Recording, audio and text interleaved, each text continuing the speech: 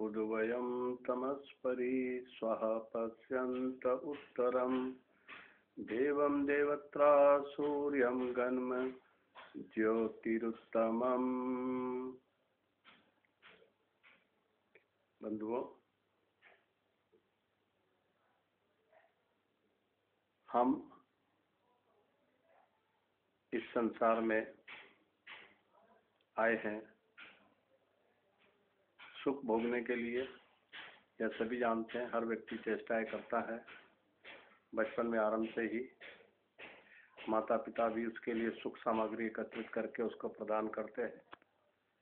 बच्चा दूध पीता है तो उसको सुख होता है, उसको सुलाया जाता है तो सुख मिलता है, उसको अच्छे वस्त्र पहनाए जाते हैं, उसको अच्छे अच्छे शब्दोच्चारण किए जाते हैं, गीत सुनाए जाते हैं, लोरियां सुनाई जाती है, तो इन सब से उसको सुख की अनुभूति होती है। उसके ज्ञान में वृद्धि होती है तो भी उसको सुख मिलता है। तो मनुष्य का जन्म जो हुआ है वो सुखों को प्राप्त करने और भोगने के लिए हुआ, ऐसा हम निष्कर्ष कह सकते हैं, क्योंकि ऐसा ही हमें दिखाई देता है।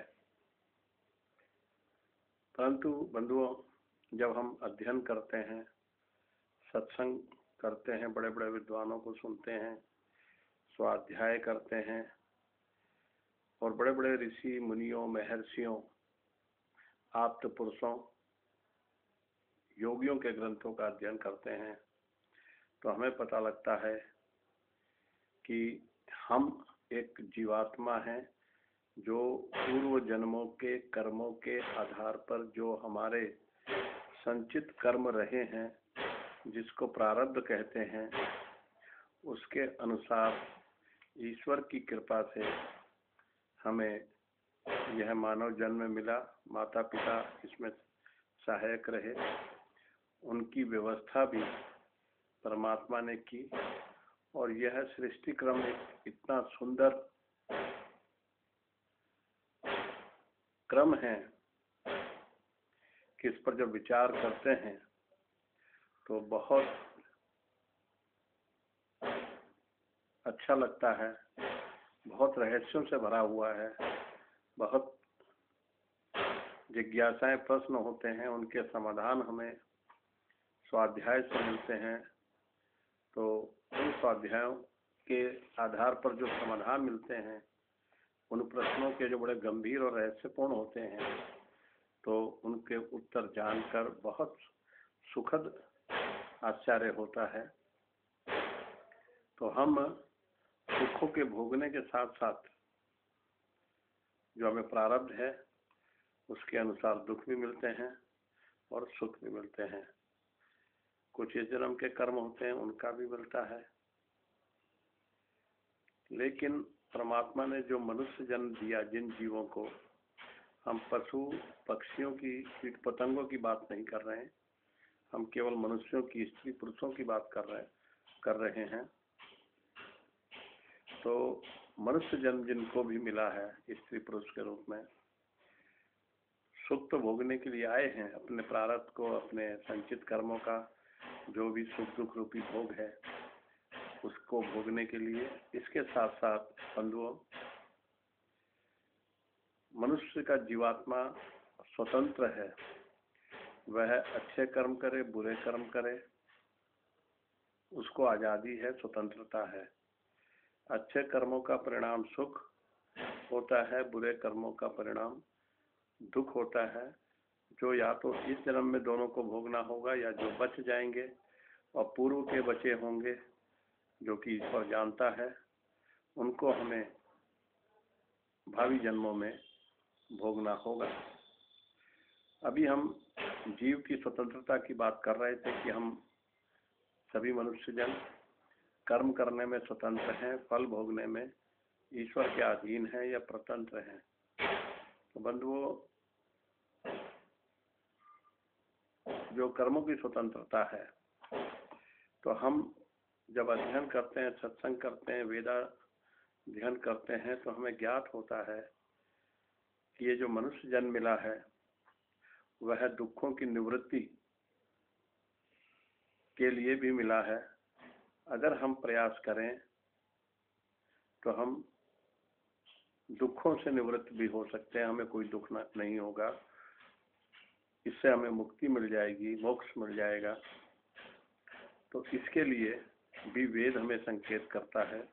हमारे ऋषि मुनि महर्षि और आप पुरुष योगी जन कहते हैं कि ऐसे कर्म करो कि जिससे दुखों की निवृत्ति सर्वथा निवृत्ति हो जाए।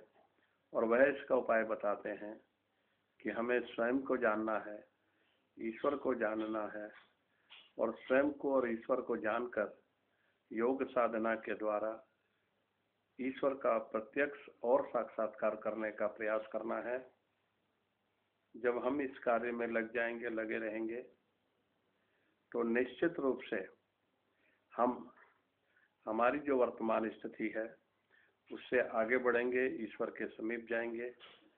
और कालांतर में वह समय अवश्य आएगा कि जब हम अपने उद्देश्य की पूर्ति में, लक्ष्य की प्राप्ति में सफल होंगे, और उस सफलता से हमारे सारे दुखों की निवृत्ति हो जाएगी, हम जीवन मुक्त हो जाएंगे। और मृत्यु के बाद जन्म मरण का जो चक्र है, कभी हम अपने कर्मानुसार मनुष्य जन्म पाते हैं, कभी पशु जन्म, कभी पक्षी जन्म, कभी कीट और पतंग, और जितनी भी जीव योनियां हैं इसमें एक एक करके नहीं, बल्कि जैसे हमारे कर्म होते हैं उसके अनुरूप निर्धारण होता है, फल मिलता है। जैसे रिजल्ट होता है स्कूल का, इसी प्रकार से कर्म फल के अनुसार हमें जन्म मिलता है। तो अगर हम ईश्वर को जानकर, आत्मा को जानकर, सृष्टि को जानकर और योग साधना के द्वारा आत्म साक्षात्कार, ईश्वर साक्षात्कार कर लेते हैं, तो हमें दुखों से निवृत्ति हो जाती है, जन्म मरण से छुट्टी मिल जाती है, और हम मुक्ति में चले जाते हैं, मोक्ष में, जिसकी अवधि संभवतः 1000 या 100 बार ये सृष्टि बनेगी, बिगड़ेगी। यानी कि 4 अरब 32 करोड़ साल का एक दिन होता है। इसको मल्टीप्लाई बाई 2 कर दें, 2 से गुणा कर दें, तो 8,64,000 8 अरब 64 करोड़ वर्षों की एक दिन होता है। ऐसे ही 365 से गुणा कर दे तो जो संख्या आती है वो मुक्ति का काल कहलाता है। इतने वर्षों तक हम जन्म मरण से मुक्त हो जाते हैं, और उसके बाद फिर जो शेष कर्म हमारे होते हैं उनको भोगने के लिए फिर हम जन्म लेंगे, कर्म करेंगे, फिर अच्छे कर्म करेंगे, ईश्वर साक्षात्कार करेंगे, और फिर मुक्ति के लिए चले जाएंगे। यह सृष्टि कर्म है जो परमात्मा का बनाया हुआ है। वेद और वैदिक साहित्य में तथा हमारे जो ऋषि मुनि योगी हुए हैं, उन्होंने आत्म साक्षात्कार, ईश्वर साक्षात्कार करके ईश्वर के सानिध्य में इन रहस्यों को खोजा और अपने ग्रंथों में प्रस्तुत किया, जो कि पूर्ण सत्य है। जैसे वैज्ञानिक सत्य की खोज करता है और पहले कल्पनाएं होती हैं, एक्सपेरिमेंट करता है, और वो सत्य सिद्ध होने पर एक नियम बन जाता है। इसी प्रकार हमारे ऋषि मुनियों ने ध्यान और उपासना के द्वारा ईश्वर का सानिध्य प्राप्त करके आत्म साक्षात्कार और ईश्वर साक्षात्कार किया, और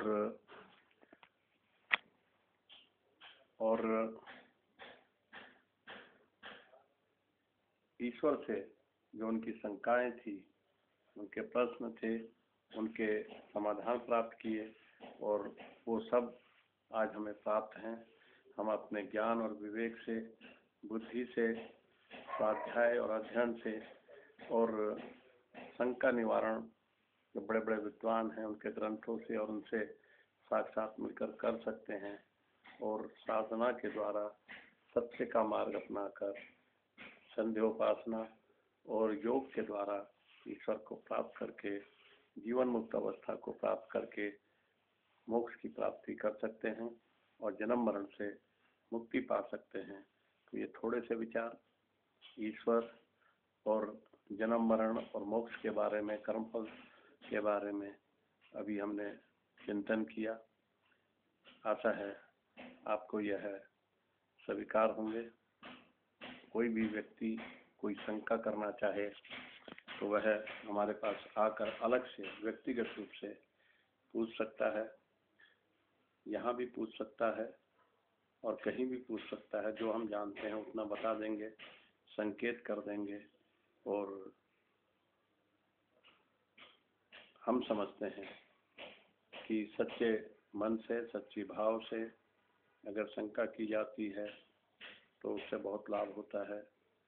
आपका भावी जीवन प्रशस्त हो, आप सत्य को अपने जीवन का उद्देश्य और लक्ष्य बनाएं और उसकी प्राप्ति के लिए प्राणपण से जुड़ जाएं और आप उसमें सफल हो, इसकी हम कामना करते हैं।